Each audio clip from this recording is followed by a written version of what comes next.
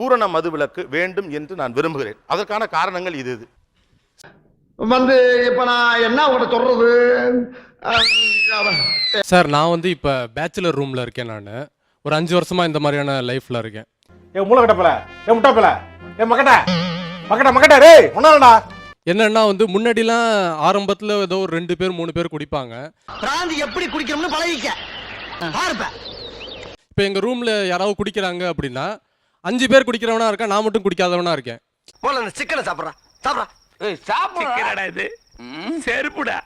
அப்போ என்ன பண்ணுறாங்க, அவங்க ஏதாவது ஒரு பர்த்டே பார்ட்டி ஏதோ செலிப்ரேட் பண்ணுவாங்க. குடிச்சிட்டே இருக்கிறப்ப அவங்களுக்கு தோணுது, நீ மட்டும் குடிக்காம இருக்கியே.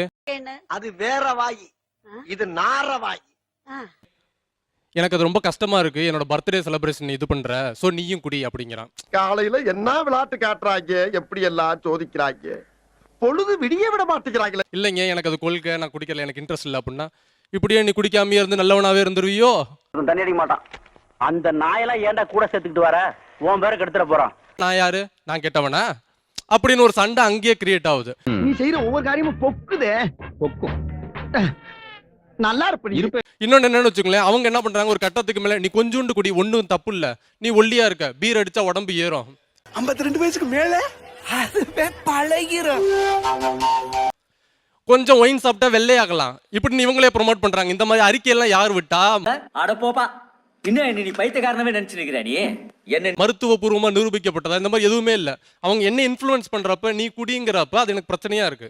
ஊருக்குள்ள விட்டா நம்ம ரகசியத்தெல்லாம் சொல்லி அசிங்கப்படுத்திடுவான். ஆள் நடமாட்டமே இல்லாத இடமா பார்த்து பாதிக்கப்படக்கூடியவங்க ஆண்கள், பெண்கள், குழந்தைகள் எல்லாமே ஒரு நல்ல சமூகத்தை நோக்கி நம்ம போகணும்.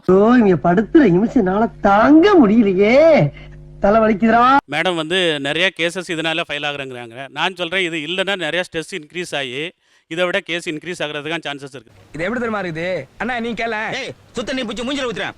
கண்டிப்பா கிடையாதுங்க. ஸ்ட்ரெஸ்ன்னு நீங்க குடிக்கிறதுக்கு போடுற ஒரு சாக்குங்க. உள்ள போனதுக்கு அப்புறம் கண்டவன்ட் எல்லாம் செருப்படி வாங்குறேன். தேவை எனக்கு குடிச்சா மட்டும்தான் நான் ஃப்ரீயா இருப்பேன் நினைப்பு. உங்க நினைவை தான் மாத்தணும். இந்த மாதிரி அன்பு காட்டுறவங்க என்னை பொறுத்த வரைக்கும் கடவுளுக்கு சமானம்.